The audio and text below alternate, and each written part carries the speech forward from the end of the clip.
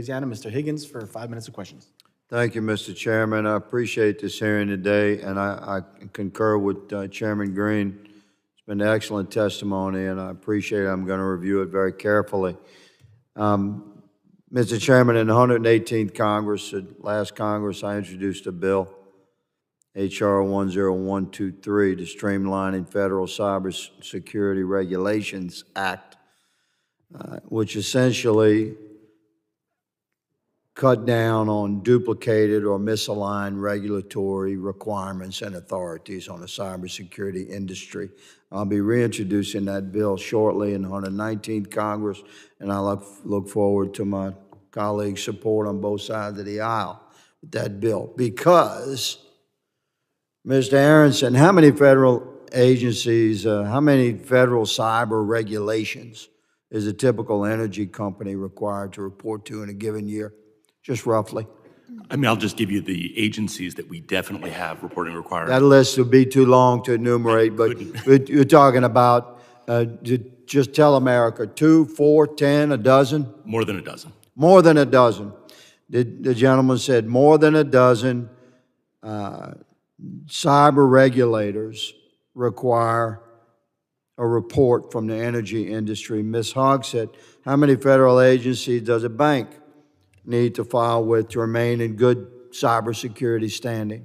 We're similar, and that's only at the federal level. You also have states and international requirements to adhere to. So at the federal level, which we control, would you concur with Mr. Aronson, somewhere north of 10 or a dozen? Yes. Thank you. Mr. Mayor, similar question.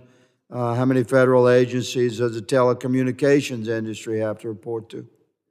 I would agree with the number of over a dozen. Easily over a dozen. Easily Mr. over. Schwartz, you have a comment there? For IT, I would say that it's a lot, right? in the same range, but it's spread out because it's people Okay. reporting to the different sectors. So now that we've clarified that for America, the objective here for the United States Congress is to reduce that mess so that the cybersecurity industry can actually perform its primary mission, which is to protect the nation and the industries of the nation from cyber attack, which we become increasingly susceptible to as technologies emerge.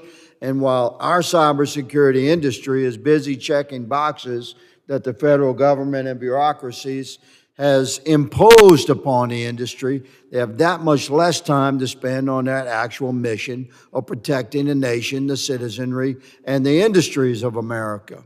So, how many of these agencies that require a report, we've agreed is over a dozen, how many of them have streamlined themselves, like coordinated with each other, and said, let's eliminate this and this and this, and combine it into one? Has that ever happened, Mr. Aronson? The Department of Energy has been fairly thoughtful because it's our sector risk management agency and it's non-regulatory. That has actually helped them So within themselves, they've done some streamlining. to help. Across the departments and agencies, have you seen a similar effort just organically? No, certainly not. Thank I think you. it's, your oversight has helped. Ms. Hogg said, has there been any organic effort from the bureaucracies to streamline and reduce themselves? Yes and no. The yes is when it comes to incident notification, we have good coordination across 3 of our primary banking regulators. They aligned, there's a single standard, single definition, and you provide information to one. They look for common definitions? Yes. This is a good sign. It is. However, within the banking industry, but it is. There's a however here. That is with respect to incident reporting specifically. For an incident report. Broader cybersecurity, we have even overlap and duplication among them. Roger that. Mr. Mayor? Same story. I'm not aware of any major or significant. Thank you. Me either. It was good to hear about the banking industry, but that's per incident reports. That's different. That's not total regulatory authority being streamlined. Mr. Schwartz? No, there's just been work gathered. So, Mr. Chairman, this is why Congress must act to bring clarity to the regulatory authority, and I will hand you for your review, Mr. Chairman, the bill from last year. I intend to introduce it in the 119th in a slightly refined iteration, and I would appreciate your support. Mr. Aronson, you had mentioned, we haven't had time for this question. You you said that adversaries watch our response. Is it possible at all for the cybersecurity industry to strike back?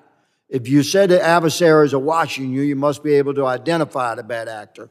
Can you strike back at all against a bad actor? The private sector, well, I don't want to speak for the whole Private sector. Electric companies do not want to be in offensive cyber engagements. That is Well, the purview of the we're gonna probably give you that opportunity. Mr. Chairman, my time has expired. We'll have questions to submit in writing to each of these witnesses, and I appreciate this hearing, sir.